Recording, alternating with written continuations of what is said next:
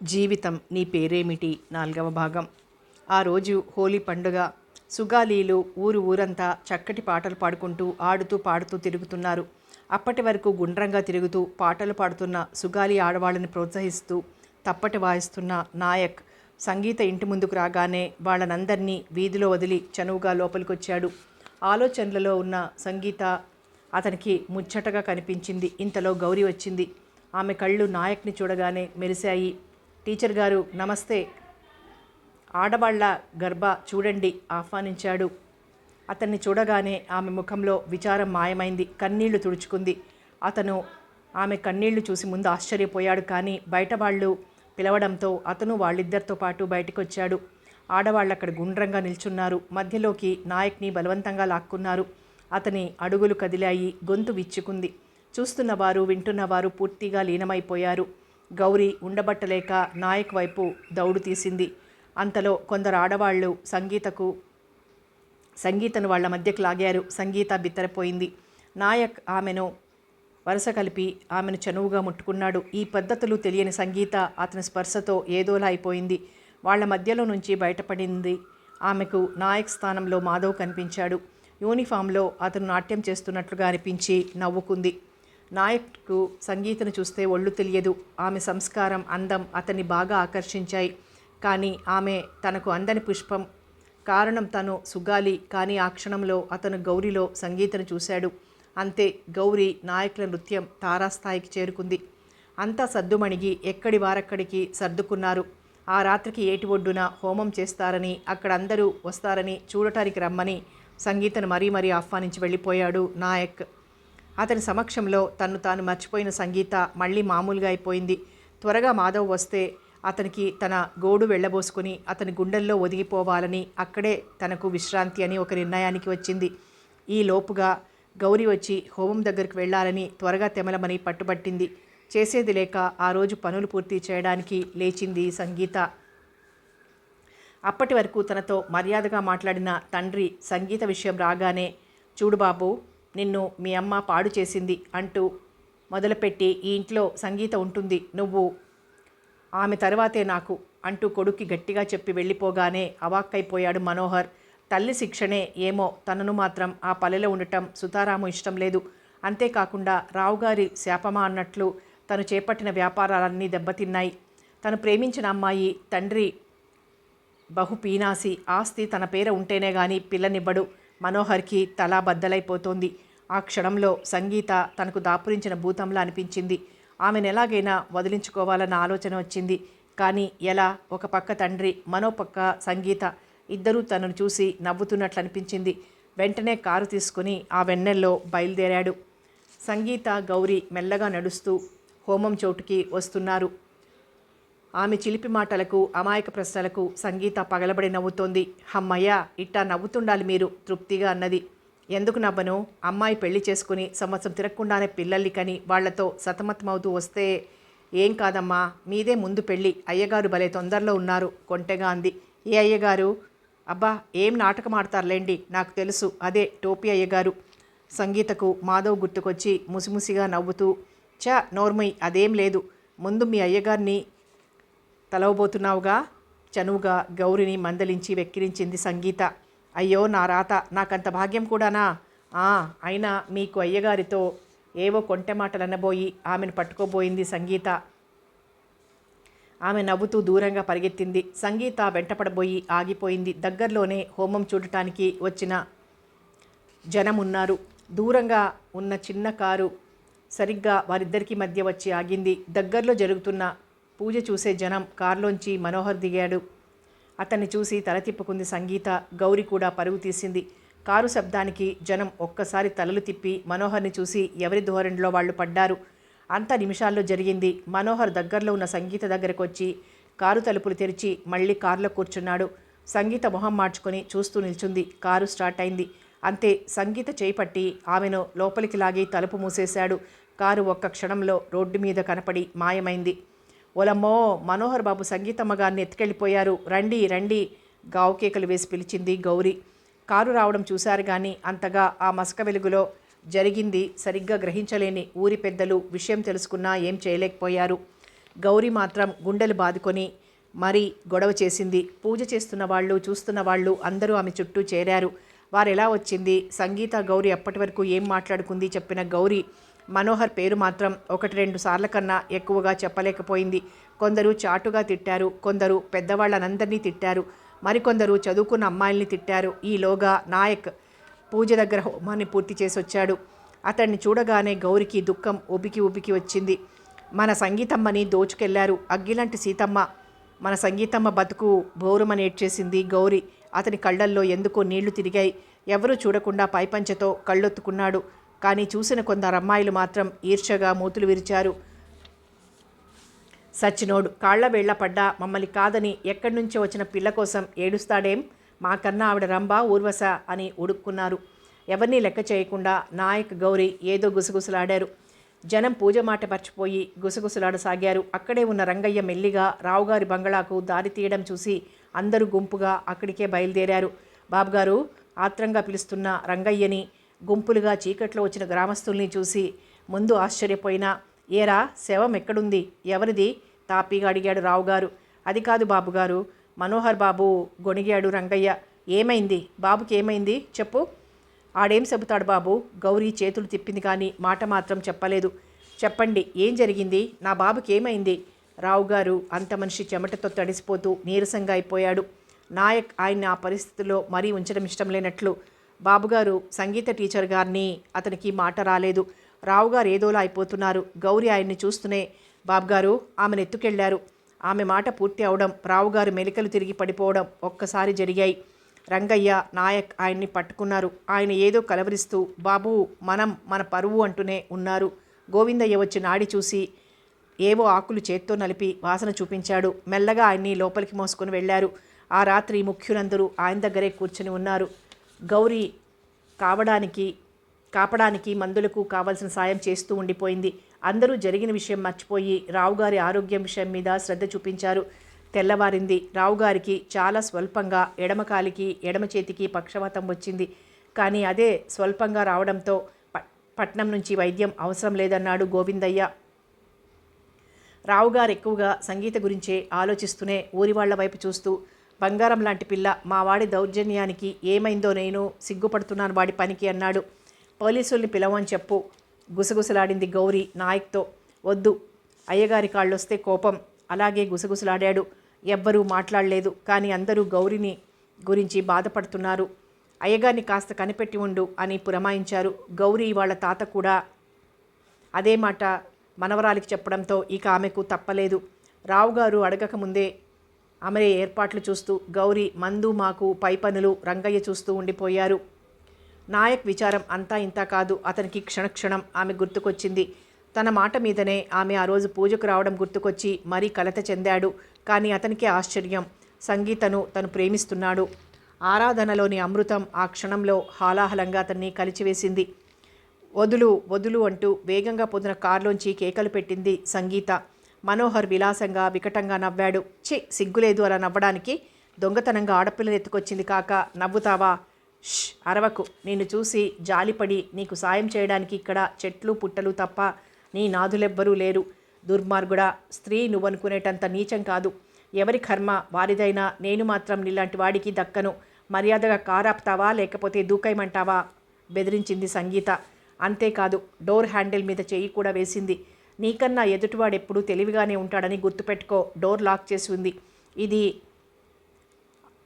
నువ్వనుకునే ఆ ముసలాయన కారు కాదు, మా అమ్మ నా కోసం కొన్న ఫారెన్ కారు. నీ కార్లు, నీ డబ్బు నాకెందుకు?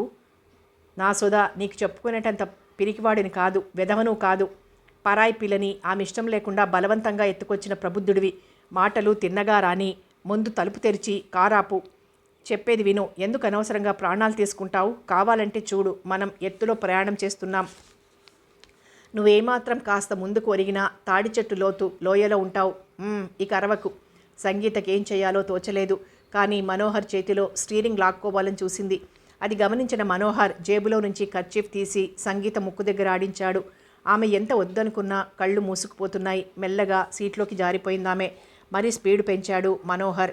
అలా పడి ఉన్న సంగీతను చూస్తే అతనికి జాలి వేసింది. అందుకే ఆమె ముఖం చూడకుండా తను అనుకున్న స్థలానికి కారు తెచ్చి ఆపాడు. సరాసరి లోపలికి వెళ్ళి అందంగా అమర్చిన కార్పెట్ మీద నుంచి నేరుగా పై అంతస్తులోకి వెళ్ళిపోయింది కారు.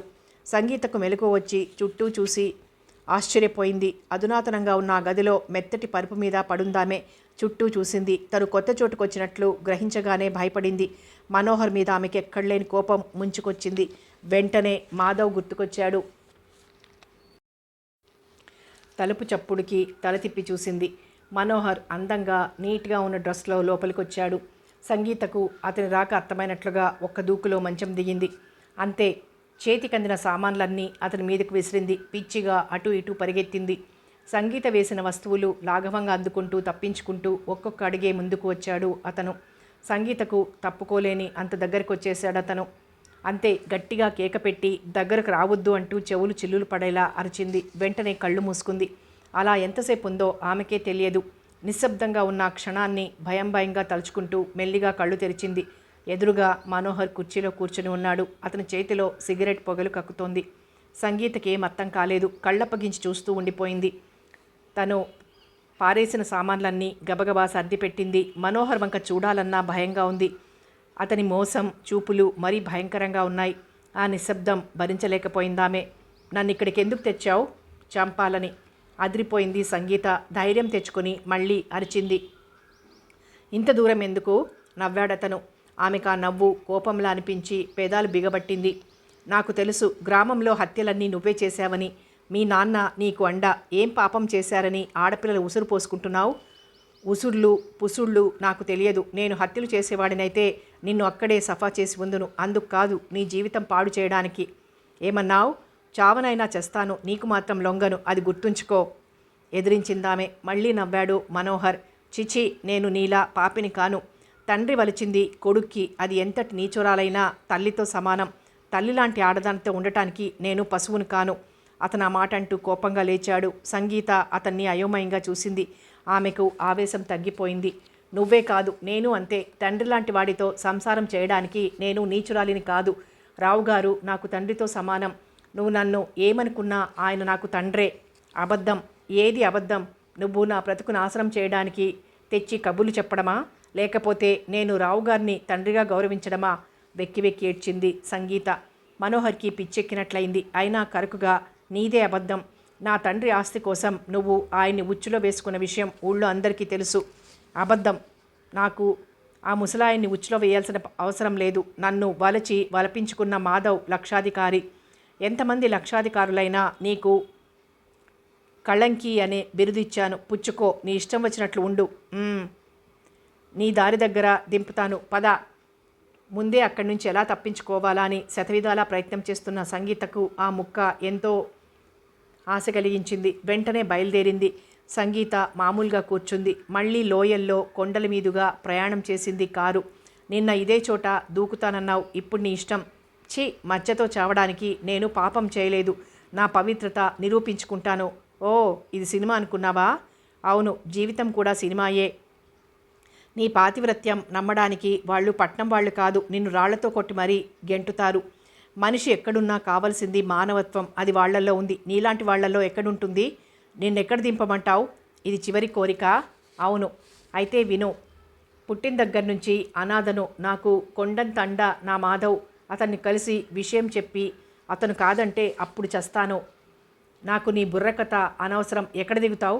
ఎక్కడి నుంచి తెచ్చావో అక్కడ. మనోహర్ కోపంగా చూసి కారు వేగం పెంచాడు. సంగీత దిగింది. అంతే. వచ్చినంత వేగంగా దుమ్ము లేపుకుంటూ కారు వెళ్ళిపోయింది. మనోహర్ మీద కోపంతో ఏదో రకంగా మాట్లాడినా అలా నిలబడిపోయిన ఆమెకు తనేదో తప్పు చేసినట్లు, అందరూ తనను చూసి నవ్వినట్లు భ్రాంతి కలిగింది. అప్పటి వరకు ఉన్న ధైర్యం పోయింది. మెల్లగా ఇంటివైపు నడిచింది. గౌరీ, సంగీత ఎక్కడికి వెళ్ళింది? ఆత్రంగా అడిగాడు మాధవ్. నాకు తెలవదండి. మాట దాటేసిందామె. వెంటనే గబగబా 4 అడుగులు వేసింది. ఏయ్ ఆగు. ఊరందరిది ఒకటే మాట. రావుగారి పాలేరు, నువ్వు, ఊళ్ళో జనం. చూడు, వాళ్లకు తెలియకపోయినా నీకు తెలియకుండా ఉండదు. గౌరి మెల్లిగా బుర్ర వంచుకుంది. ఆమెకు కాళ్ళుణికాయి. అది బాబుగారు చెప్పు. ఆర్ని మనోహరం బాబుగారు ఎత్తుకెళ్లారు. గడగడా చెప్పేసిందామె. గౌరీ, బాధగా అన్నాడు మాధవ్. నాకు అందరి మాటల మీద నమ్మకం లేక నిన్ను అడిగాను. గౌరీ, సంగీత అంత పనిచేసిందా? బాబు, అమ్మగారి తప్పేం లేదు. ఎంత బాధపడ్డారో మీ మాటే అనుకుంటూ. విషయం వివరంగా చెప్పింది. మాధవ్ బాధగా నిట్టూర్చాడు. అతనికి కోపం వచ్చింది. మరి పోలీస్ కంప్లైంట్ ఎందుకు ఇవ్వలేదు? అది కాదు బాబు, మేం రిపోర్ట్ దేనికి అలవాటు చేసుకోలేదు. అయ్యగారు ఆ మాట విని పడిపోయినారు. మాధవ్కి ఏం తోచలేదు. జీప్లో ఎక్కి కూర్చుని సంగీత ఇంటి దగ్గరికి వచ్చి ఆగాడు. అతన్ని సంగీత పలకరింపుగా కవ్వించింది. అతను మొహం తిప్పుకున్నాడు. మీద వేసిన చేతులను దూరంగా తోసి వెళ్ళబోయాడు. సంగీత కిలకిలా నవ్వింది. ఆ నవ్వు అతన్ని పిచ్చివాడించేసింది. నువ్వు బోల్తా పడ్డావు. నేను గౌరీ కలిసి నాటకం ఆడాం. అంతా నాటకమా? కాకపోతే అమ్మ దొంగ పట్టుకోబోయాడు మాధవ్. అతని చేతికి చిక్కింది. ఆమె చెయ్యి కాదు, ఆమె పమిటా కాదు, పువ్వులతో కళకళలాడుతున్న గులాబీ కొమ్మ. ఆ ముళ్ళు అతన్ని బాధ పెట్టాయి. అతని భ్రాంతి కరిగిపోయింది. వెలవెలబోతున్న సంగీత ఇంటి ముందు ఆవరణ, తాళం వేసిన ఇల్లు అతన్ని వెక్కిరించాయి. అతను వెనక్కి తిరిగి గబగబా జీపు దగ్గరికి వెళ్ళబోయి పక్కకు చూశాడు. తల వంచుకుని నిలబడ్డ సంగీత కనిపించింది. అతను మళ్ళీ భ్రాంతిలో పడకూడదన్న పట్టుదలతో తల విదిలించుకొని వెళ్ళి జీపులో కూర్చున్నాడు. జీపు శబ్దానికి సంగీత తలెత్తింది. దుమ్ము ఆమె ముఖాన్ని కప్పేసింది. నోరెత్తబోయి ఆగిపోయింది. లోపలికి వెళ్ళింది. తాళం వెక్కిరించింది. ఏదో ఆలోచన రాగానే గబగబా గౌరీ ఇంటికి బయలుదేరింది. దారి పొడుగున అదివరకులా నవ్వు ముఖాలు కనిపించలేదు. ఆడామగ అంతా దూరంగా తొలగిపోయారు. కన్నపిల్లల్ని తల్లులు లోపలికి పిలుచుకున్నారు. గౌరీ ఆమె ఇంటి ముందు నిలబడి పిలిచింది సంగీత. గౌరీ తల్లి బయటకొచ్చింది. వెంటనే గౌరీ వచ్చింది. గౌరీ తాళాలు అడిగింది సంగీత. గౌరీ తాళాలు ఇవ్వబోయింది. ఆమె చేతిలో నుంచి వాటిని లాక్కొని ఎత్తి సంగీతకు అందించింది తల్లి. పాలు తీసుకొనిరా. మా అమ్మాయిని బయటికి పంపలేం తల్లి. ఇంకెవరనన్నా చూసుకో. మూతి తిప్పింది ఆ ఇల్లాలు. సంగీత మౌనంగా తాళాలు అందుకొని గౌరీ వంక చూసింది. ఆమె సంగీతకు సైగ చేసింది. సంగీత మరేం మాట్లాడకుండా బయలుదేరింది. దీని బండబడ సిగ్గు లేకుండా వీధిలోకి వచ్చింది. ఇంతే బరితెగించిన ఆడది. లేకపోతే ఊరు కాని ఊళ్ళో ఉద్యోగానికి వచ్చిందా? అవును, మగాడిని మైకం ఎక్కిస్తే అదేమన్నా చేస్తారు. అక్కడికది నంగనాచి. బాబుగారు నేరం చేసినట్లు. ఆ కళ్ళు చూడు, ఎవరినైనా ఇట్టే పడేసేటట్లు. మెటికలు విరుస్తూ తనని గురించి ఊరి వాళ్ళు మాటలు వినలేక గబగబా అడుగులు వేసింది సంగీత. ఇంటికి వెళ్ళిన సంగీతకు నిరాశ ఎదురైంది. తాళం మీద తాళం. ఆమెకి కోపం వచ్చింది. వెంటనే పక్కనే ఉన్న రామనాథం గారి దగ్గరికి వెళ్ళి తాళం మీద తాళం ఎవరు వేశారు? కోపంగా అమర్యాదగా అడిగింది. అయినా రామనాథం, రాజమ్మ ఏం మాట్లాడలేదు. మాకు తెలియదు. ముక్తసరిగా ఉంది వాళ్ళ జవాబు. ఆమెకు వాళ్ళు కూడా అలా మాట్లాడేసరికి కన్నీళ్లు ముంచుకొచ్చాయి. సార్, ఏ పాపం చేయని నన్ను మీరు చులకనగానే చూస్తున్నారు. వెక్కి వెక్కి ఏడ్చిందామె. ఏమనుకుందో రాజమ్మ కాస్త ముందుకొచ్చింది. సంగీత ఏడుపు చూస్తే ఆమె స్త్రీ హృదయం కాస్త కరిగింది. చూడమ్మా, ఇది లోకం. నువ్వు భయపడితే ఇంకా భయపెడుతుంది. ధైర్యంగా ఉండు. దేవుడే సాక్షిగా నువ్వు ద్రోహం చేయకపోతే నీకు జయం తప్పక కలుగుతుంది. ముందు ఆ ఏడుపు మాను అని అటు ఇటు చూసి, అసలే ఇది పాపిష్టి ఊరు. ఇదిగో పులి అంటే అదిగో తోక అంటారు. నువ్వు రావుగారిని వెంటనే కలు. నీకోసం ఆయన కలవరిస్తున్నారు. ఆ రంగడే తాళం వేశాడని చెప్పింది. చిచి, నేను అక్కడికి వెళ్ళను. వాళ్ళ మూలంగానే నాకు ఈ అపవాదు గొంతు పెగిల్చుకుని చెప్పింది సంగీత. చూడమ్మా, పాపం రావుగారు నీకన్నా ఆ కొడుకు నీ మీద వేసిన అత్యాచారానికే చాలా బాధపడుతున్నారు. రామనాథం గారు మెల్లిగా చెప్పారు తన అభిప్రాయం. సంగీత ముందు విస్తుపోయింది. అయినా కాస్త తెప్పరిల్లి, కాదు, అతను నన్ను వెంట తీసుకెళ్లాడు కానీ అత్యాచారం చేయలేదు. సంగీత మాటకి రాజమ్మ చాటుగా మూతి ముడుచుకుంది. ఏమోనమ్మా, అవన్నీ మాకెందుకు. నీకోసం కలవరిస్తూ చావు బతుకుల మధ్య ఉన్న పెద్దాయన కోపమైన తాళం కోసమైనా వాళ్ళ బంగ్లాకు వెళ్ళాలి. సంగీత మరో మాట చెప్పలేక వాళ్లకు నమస్కారం పెట్టి బయలుదేరింది. పెద్ద పతివ్రత బయలుదేరిందండి. నా ఉసురు ఊరికే పోయిందా? పెద్ద చదువుల సరస్వతిలా పోజులు కొట్టింది. చదువుకునే పిల్లల్ని ఆటలని పాటలని చెడగొట్టింది. అయ్యయ్యో, దీని మొదలారా తండ్రి కొడుకుల మధ్య చేరింది. అంతేనా? ఆ పోలీసు ఆయన్ని కూడా. అన్ని మాటలు వింటూ ఊబికొస్తున్న దుఃఖం దిగమింగుతూ రావుగారి గుమ్మంలోకి వెళ్ళింది. అయ్యా డాక్టర్ బాబు, మా దొరగారికి ఎలా ఉంది? ఏం లేదు రంగయ్య, ఆయనకి విశ్రాంతి చాలా అవసరం. మరొకటి, ఆయన బ్రతికి ఉండాలంటే ఆయన ఏది కోరితే అది ఇవ్వండి. ఎందుకో బాగా షాక్ తిన్నారు అన్నాడు డాక్టర్. అంటే బాబు, ఏముంది, దేనికోసమో ఆయన కలవరిస్తున్నారు. మరది ఏదైనా సరే ఇవ్వాలి, చెయ్యాలి. లేకపోతే ప్రమాదమా బాబు? అవును, లేకపోతే అది దేనికైనా దారి తీయొచ్చు. చివరికి పిచ్చి బాబు. మరి ఆరి కాలు చెయ్యి. అదే, మీరు ఆయనకి ధైర్యం చెప్పి ఆయన ఆనందంగా ఉండాలని ప్రయత్నిస్తే తప్పకుండా కాలు చెయ్యి వస్తుంది.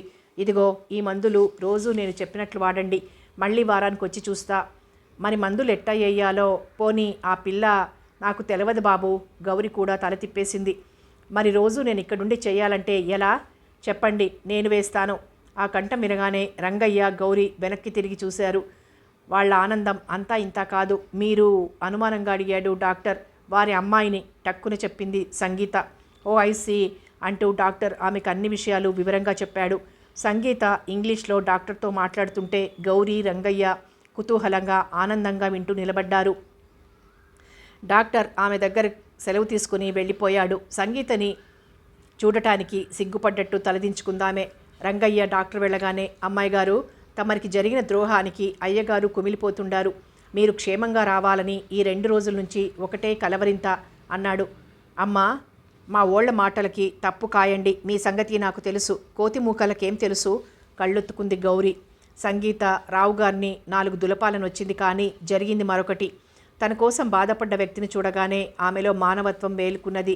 సంగీతకు అనుకోకుండా ముఖాన నవ్వు విరిసింది. రావుగారి మంచం దగ్గరికి వెళ్ళి అక్కడున్న కుర్చీలో కూర్చుంది. రంగయ్య వేడివేడి కాఫీ అందించాడు. గౌరీ బిస్కెట్లు, పండ్లు పట్టుకొచ్చింది. సంగీత మొహమాట పడకుండా ఆకలి మీద ఉండటం వల్ల అవి అందుకుంది. గౌరీ, రంగయ్య ఆమెను పలకరించడానికి భయపడ్డారు. మంచం మీద అలసటగా పడుకున్న రావుగారు ఏదో కలవరించడంతో ముగ్గురు ఆత్రంగా చూశారు. అమ్మా సంగీత, నన్ను క్షమించు తల్లి. నువ్వు నా బిడ్డవి. మమ్మల్ని శపించకు తల్లి. నన్ను క్షమించు. సంగీతకు ఆయన్ని చూస్తే జాలి వేసింది. వస్తున్న దుఃఖాన్ని పంటితో నొక్కి ఆపేసింది. గోడ గడియారం టక్ టక్ మని కొట్టుకుంటున్నది. మధ్య మధ్యలో కలవరిస్తూనే ఉన్నారాయన. అరగంట గడిచింది. సంగీత మంచం దగ్గరికి వెళ్ళి పక్కనే ఉన్న మందు డాక్టర్ చెప్పిన పాలలో కలిపింది. గౌరిని పళ్లరసం సిద్ధంగా ఉంచమని చెప్పింది. సార్ సార్ తట్టిలేపింది. మెల్లిగా కళ్ళు తెరిచిన రావుగారి మొహం సంగీతను అనుమానంగా చూస్తూనే గబుక్కున లేవబోయి చెయ్యి ఆనక పడిపోబోయి సంగీత పట్టుకోవడంతో ఆమె చేతుల్లో తల ఉండిపోయింది. ఆయన కళ్ళల్లో నీళ్లు గిర్రున తిరిగాయి.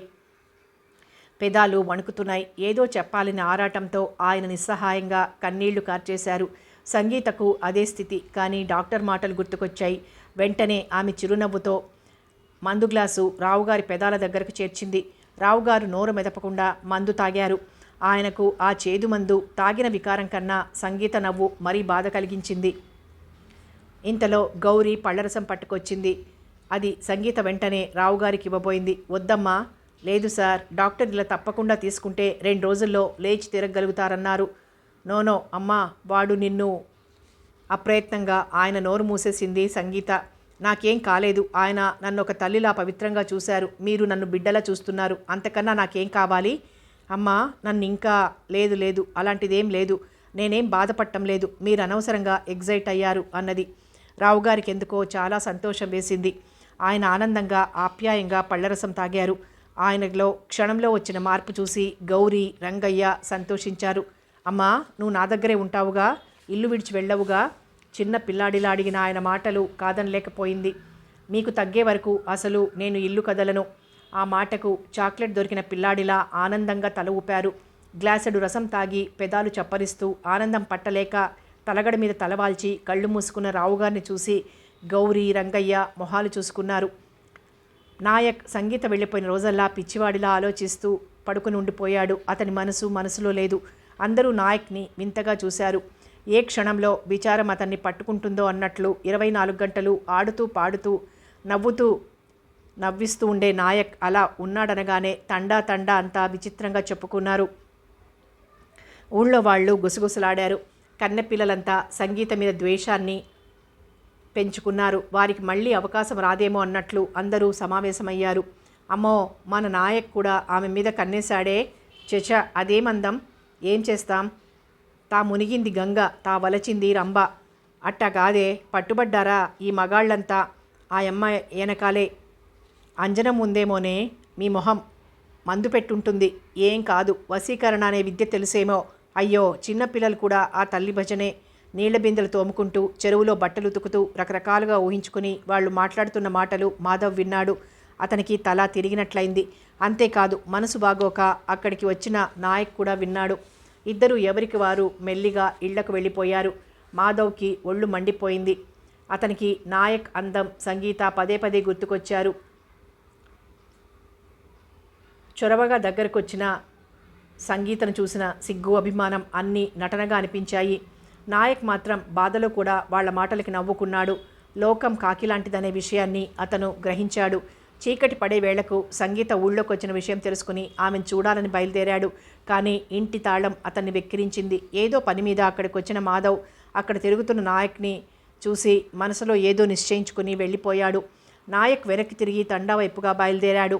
ఏవో 2 ఆకారాలు నల్లటి ముసుగులతో ఆ ప్రాంతాల్లో తిరగడం అతనికి కనిపించింది. అతను మెల్లిగా వెనక్కి నడుస్తూ ఒక ఇంటి వెనక నక్కాడు. సరిగ్గా ఆకారాలు ఆ ఇంటి దగ్గరికి వచ్చాయి. తలుపు మీద 3 సార్లు తట్టాయి. ఇంటి ఆసామి తలుపు తీశాడు. అతను అరవబోయాడు. ఆకారం చేత్తో ఏదో చూపించింది. అరవకు బిడ్డా, నేను ఈ ఊరి నల్ల దేవతని. నిజం చెప్పు, అమ్మోరికి బలి ఎట్టా జరిగింది నాకు తెలవదు. చెప్పు, నీ ఇల్లే ఈ హత్యలకు దగ్గరుంది. నిన్ను మింగుతా. ఇంటివాడేదో చెప్పబోతున్నాడు. ఈలోగా అతని భార్య, పిల్లలు లేచి అలాగే గుట్లప్పగించి చూస్తున్నారు. నాయక్ వెనక ఏదో అలికడైంది. అతడు హఠాత్తుగా వినడం ఆపి చూశాడు. మాధవ్ కోపంగా అతన్నే చూస్తున్నాడు. నాయక్ ముందు భయపడ్డాడు, కానీ తమాయించుకుని 4 అడుగులు ముందుకు వేశాడు. మాధవ్ అతడు తన మీద దెబ్బతీయాలనుకుంటున్నాడని చెయ్యెత్తాడు. కానీ నాయక్ వినయంగా నమస్కారం చేస్తూ, సార్ ఇలా రండి అని రహస్యంగా పిలిచాడు. మాధవ్ అతను నక్కి నిలబడ్డ చోటుకొచ్చాడు. అక్కడి నుంచి నలముసుగు వాళ్ళు అయింది ఆసామి గొడవ ప్రత్యక్షంగా చూశాడు. అతనికి ఆ క్షణంలో నాయక్ మీద సదభిప్రాయం కలిగింది. ఇద్దరూ కళ్ళతో మాట్లాడుకున్నారు. మెరుపులా వెళ్ళి నల్ల ముసుగున్న మనిషిని పట్టి లైట్లోకి తెచ్చాడు. మాధవ్ ముసుగులు పీకేశారు. నాయక్ వాళ్ళని చూసి ఆశ్చర్యపోయాడు. నువ్వా గోవిందు మావా అన్నాడు. ఎందుకు ఇట్లా చేస్తున్నావు గద్దించాడు మాధవ్. గోవిందు అతని ప్రియురాలు చప్పున అతని కాళ్ల మీద వాలిపోయారు. బాబు, దీని పిల్ల హత్య అయ్యాక వాళ్ళని పట్టుకుందామని రోజుకొక ఇంట్లో వాళ్ళని దేవత పేరు చెప్పి నిజం చెప్పించాలని బోరు నేర్చారు వాళ్ళు. దానికి మేం బందోబస్తు చేశాం. ఇంకెప్పుడు ఇలా చేయకండని వాళ్ళని వదిలేశాడు మాధవ్. నాయక్కి గాలి పీల్చుకున్నట్లయింది. అతను మాధవ్ దగ్గర సెలవు తీసుకుని వెళ్ళిపోయాడు. రావుగారి వద్ద ఉన్న ఏదో వంకతో ఇంటికొచ్చి రోజు మాధవ్ కోసం ఎదురు చూస్తోంది సంగీత. ఒకరోజు గట్టు దగ్గర తను లేనప్పుడు వచ్చి వెళ్ళాడని విన్నది. ఆమెకు అతన్ని చూస్తే అనుమానం వేసింది. అతను తనను తప్పించుకొని తిరుగుతున్నాడు. అవకాశం కోసం ఎదురు చూస్తూ ఉండిపోయింది. రావుగారు క్షణం వదలడం లేదు. ప్రతి పని ఆమెకే అప్పగించి చివరికి తన తాళాలు కూడా అప్పగించడంతో ఆమెకు మతిపోయింది.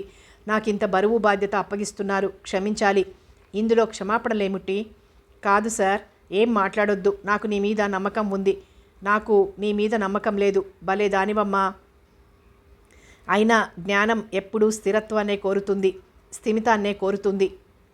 ఏమో సార్, నాకు మాత్రం ఈ తాళం పనులు వద్దు. మరేదైనా ఇష్టమే. అదేమిటమ్మా? రేపు నువ్వు ఈ ఇంటి కోడలివైతే అప్పుడు ఇలాగే అంటావా? కోడలా? అవునమ్మా, ముమ్మాటికి కోడలివే సార్ గట్టిగా అరిచింది సంగీత. ఆమెకు దుఃఖం కట్టలు తెంచుకొనొచ్చింది. రావుగారు కాస్త కంగారు పడ్డా వెంటనే స్థిమితపడి, చూడమ్మా, ఇప్పుడు నువ్వున్న పరిస్థితిలో ఏ ఆడపిల్ల ఉన్నా ఇదే కోరుకుంటుంది. అయినా నేను జాలిపడి దయతలిచి నిన్ను ఈ ఇంటికి ఆహ్వానించడం లేదు. వాడు చేసిన పనికి సిగ్గుపడి ప్రాయశ్చిత్తం చేసుకుంటున్నాను. ఆయన మరో మాట కోసం ఆగలేదు. మెల్లగా వెళ్ళిపోతున్న సంగీత శిలాప్రతిమలా కూర్చుండిపోయింది. ఏదో భ్రమలాంటిది ఆమెను ఆవరించింది. అంతలోనే ఏదో ధైర్యం. ఆమె ఆలోచనలకి అంతరాయం కలిగినట్లు రంగయ్య టెలిగ్రామ్ పట్టుకొచ్చి ఆమెకిచ్చి సంతకం పెట్టిన కాగితం తీసుకుని వెళ్ళిపోయాడు. చిరాకుగా ఆ టెలిగ్రామ్ పట్టుకెళ్ళి రావుగారికి ఇమ్మని చెప్పి తను బయలుదేరి ఇంటికి వెళ్ళిపోయింది. ఆమెకు మాధవ్ పదే పదే గుర్తుకొచ్చాడు. అతను ఊళ్ళో కనిపిస్తున్నా తన దగ్గరికి రాలేదు. రావుగారితో ఏదో రహస్యంగా మాట్లాడినట్లు తెలిసింది. ఆమెకు అనుమానాల లిస్టులో మాధవ్ పేరు కూడా చేరిపోయింది. ఈ ఊళ్ళో జరిగే వ్యవహారాలకు మాధవ్ కూడా బాధ్యుడేనా? మరి ఎందుకు అతను జాగు చేస్తున్నాడు? రావుగారితో అతనికి అంత రహస్యమేముంది? ఆమె బుర్ర వేడెక్కిపోయింది. గౌరి కూడా తరచుగా తనతో మాట్లాడటం లేదు. ఎవరన్నా చూస్తే అదోలా మాట్లాడి ఒంటరిగా ఉన్నప్పుడు మాత్రం క్షమించమని ఊరి వాళ్ళని తిట్టిపోస్తోంది. సంగీతకు స్కూల్లో కూడా ఒత్తిడి ఎక్కువైంది. ఇదిగో పంతులమ్మ, మా పిల్లగాళ్ళకి కాస్త అచ్చరం ముక్క చెప్పు, అంతేగాని భోగం బోళ్లలా నువ్వు ఎగరడం, నిన్ను చూసి వాళ్ళెగరడం, నీ ఏసాలు వాళ్ళకి నేర్పమాక. ఏందమ్మా, ఇంత వయసొచ్చి పెళ్లి చేసుకోక ఏముద్యోగాలే తల్లి? చూడమ్మా, నీలా మా పిల్లలకు నేర్పక లక్షణంగా పెళ్లి చేసుకుని గౌరవంగా పిల్లల్ని కనాలి అన్నదో 50 ఏళ్ల పచ్చి బాలింతరాలు. సంగీత ఆ మూర్ఖులకు నోరు విప్పి ఏం చెప్పదలుచుకోలేదు. ఆడవాళ్లే ఆమెకు మరీ ఘోరంగా అనిపించారు. ముఖం మీద విచక్షణ లేకుండా వాళ్ళు మాట్లాడే మాటలకు ఆమెకి ఏం చెయ్యాలో తోచలేదు. నాయక్ సంగీతను 2-3 సార్లు చూసి పలకరించబోయాడు, కానీ ఆమె తలవంచుకొని వచ్చేసింది. అటు ప్రేమించిన మాధవ్, ఇటు లోకం దృష్టిలో పతితను చేసిన మనోహర్, తనను ప్రేమగా ఆరాధించి అభిమానించే అందాల గిరిజనుడు నాయక్. అనుకోకుండా నాయక్ని తీసుకొచ్చింది గౌరీ. వాళ్లే ఏదో మాట్లాడుకున్నారు. సంగీత దగ్గరికి నాయక్ రాగానే గౌరీ ఎటో వెళ్ళిపోయింది. అటు ఇటు చూశాడు నాయక్. తను తెచ్చిన కొండ మల్లెపూల దండ ఆమె జడలో పెట్టి ఆమెను దగ్గరకు తీసుకున్నాడు. అంతలో గౌరీ వచ్చింది. అతను ఆమెను వదిలేశాడు. కోపంగా తను నాయక్ని చూసే లోపల అతడు అందమైన ముఖాన్ని మార్చుకొని వెళ్ళిపోయాడు. కారు హారన్ విని బయటకు వచ్చింది సంగీత. మనోహర్ కారు దిగి సరాసరి ఆమె దగ్గరికి వచ్చాడు. ఆమె ఒళ్ళు జల్లుమంది. చేతిలో ఉన్న ప్యాకెట్ అందించాడు. అలా కళ్ళప్పగించి చూస్తూ తీసుకుంది. సాయంత్రం వస్తాను సంగీత, రెడీగా ఉండు అంటూ వెళ్ళిపోయాడు. ఆమెకు నోట మాట రాలేదు. ఆమె అలా ఎంతసేపు నిలబడిపోయిందో తెలియదు. మాధవ్ చెయ్యి భుజం మీద పడగానే కంగారు పడింది. యూనిఫామ్లో కాక అతను తెల్లటి బట్టల్లో ఉన్నాడు. చేతిలో ఎర్రరాళ్లు పొదిగిన బంగారు జిగిని గొలుసు ఉంది. ఆమె మెడలో దాన్ని స్వయంగా అలంకరించాడు మాధవ్. మాధవ్ని ఎన్నో అడగాలనుకున్న ఆమె నిర్ణయం గాలిలో తేలిపోయింది. ఆమె బల్లిలా అతనిని హత్తుకుపోయింది. కన్నీళ్లు తుడిచి ఆమెను బుజ్జగించి, చూడు సరిగ్గా రాత్రికొస్తాను, ఓకే? అతను బుగ్గ మీద చిటిక వేశాడు. అంతే. తనకు తెలియకుండానే నాయక్ తెచ్చిన పువ్వులతో, మనోహర్ ఇచ్చిన పట్టుచీరలో, మాధవ్ పెట్టిన నగలతో తయారైంది. ముగ్గురు ఒక్కసారి ప్రత్యక్షమయ్యారు. తడబడిపోయింది. మాధవ్ వైపు వెళ్లబోయింది. మిగిలిన ఇద్దరు క్రూరంగా నవ్వారు. ఎవ్వరికి అందకుండా బయటికి పరుగు తీసింది. అందరూ వెంటపడి వస్తున్నారు. ముందు నాయక్ ఉన్నాడు, వెనక మాధవ్. అందుకే నీళ్లలో దూకేసింది. మునిగిపోతున్న తనని చూసి అందరూ నవ్వుతున్నారు. మాధవ్ చెయ్యి అందించాడు. అందుకోబోయింది. జారిపోయింది. నీళ్లు సుడి తిరుగుతున్నాయి. మాధవ్ గట్టిగా అరిచింది సంగీత. వెంటనే కళ్ళు తెరిచింది. ఎదురుగా గౌరీ నిలబడి ఉంది. నేనెక్కడున్నానో గాబరాగా అడిగింది. గౌరీ దగ్గరకు వచ్చింది. కన్నీళ్లతో సంగీతను చూస్తూ, అమ్మా, మీరు లేకుండా నేనుండలేను. మీరు అంతే, ఏదోలా ఉంటున్నారు, కలవరిస్తున్నారు. మీరేం భయపడకండి. ఈ రోజు నుంచి నేను మళ్ళీ మీ కాడికొస్తాను. ఎవరనుకుంటే నాకేం, మీరు మంచోరని నా మనసుకు తెలుసు అంది మంచం దగ్గర కూలబడుతూ. తాను కలగని కలవరించానని తెలుసుకుని స్థిమితపడింది సంగీత. ఆమెకు మళ్ళీ ఆ కల గుర్తుకు రావడంతో భయం వేసింది. తను ఏమైపోతుందో కూడా ఆమెకు అర్థం కాలేదు. ఆలోచనలు పక్కకు నెట్టి వెళ్ళి చల్లటి నీళ్లతో మొహం కడుక్కొచ్చింది. కాస్త హాయిగా అనిపించింది. గౌరీ ఇంతలో కాఫీ తెచ్చింది. ఆప్యాయంగా కాఫీ అందుకుని సగం గౌరీకిచ్చి మిగిలింది తను తీసుకుంది. కాఫీ తాగడానికి పేచి పెట్టే గౌరీ ఆ రోజు బుద్ధిగా సాసరందుకుంది. సంగీత నవ్వుతూ కాఫీ సిప్ చేస్తూ కూర్చుంది. మెల్లిగా వస్తున్న జీపు ఆగిపోయింది. ఎస్ఐ మాధవ్ జీపు దిగాడు.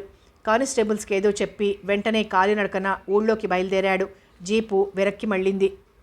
ఏమండి, ఎవరిదో పిలుపు విని ఆగాడు. చుట్టూ చూశాడు. దూరంగా పరిగెత్తుకొస్తున్న ఆకారం చూసి అతను వడివడిగా అడుగులు వేశాడు. మిమ్మల్నే వెళ్ళిపోతున్నారేం? పరిగెత్తుకొచ్చిన ఆయాసాన్ని భారంగా తీర్చుకుంటూ అడిగింది సంగీత. ఓ నువ్వా? ముఖం చిట్లించాడతను. గుర్తుపట్టలేనంతగా నాలో ఏం మార్పు రాలేదే. నాకు పనుంది. నేను ఏం పనిలేని దాన్ని కాదు. నువ్వు ఎలాంటి దానివైతే నాకేం? మాధవ్, మీరేనా మాట్లాడుతున్నది? వింటున్నది నేనేనా? ఇది సినిమా కాదు. అంతా సినిమా అయితే చూసేదెవరు? నా కవతల చాలా పనుంది. నీతో మాట్లాడటం నాకు ఇష్టం లేదు అంటే సరిపోతుంది. ఇలా డొంక తిరుగుడెందుకు అన్నది సంగీత. డొంక తిరుగుళ్ళు నావి కావు, నీవి. చాలించండి. మీరేదో మనసులో పెట్టుకుని మాట్లాడుతున్నారు. మీరింకా మనసున్న మనిషి అనుకున్నాను. నాకు న్యాయం మీ దగ్గర తప్పక దొరుకుతుందని ఆశించాను. అంత అబద్ధం. మీరు మామూలు మగవారే. మీకు మీ తప్పు కనిపించదు. ఆడదాని తప్పు మీదే. మీ దృష్టి. చాలించు నీ అధిక ప్రసంగం. నీకు నాకు ఏమిటి సంబంధం? సంగీతకొక్కసారి దుఃఖం, కోపం, ఆవేశం పెళ్ళుబికి వచ్చాయి.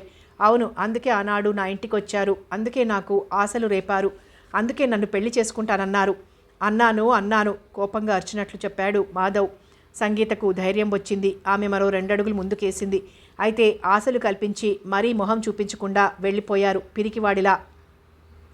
సంగీత, మాటలు తూలకు. నేను పిరికివాడినే కానీ నీ మనోహర్లా ధైర్యం ఎందరికి ఉంటుంది? అవును, అతనిలా ధైర్యం మీకుంటే ఆనాడు అలా దొంగ ఉత్తరాలు రాసేవారే కాదు. ఈనాడు మీ మనసులో మాట దాచుకొని ఇన్ని అనర్థాలకు కారణమయ్యేవారు కాదు. పర్వాలేదేదో అనుకున్నాను. బాగా వెనకేసుకొస్తున్నావే. ఏం, ఎందుకు వేసుకుని? అయితే అతను వెనకే తిరుగు. నాతో ఏం పని? పని ఉంది కనుకనే. మీరు మనుషులేనా?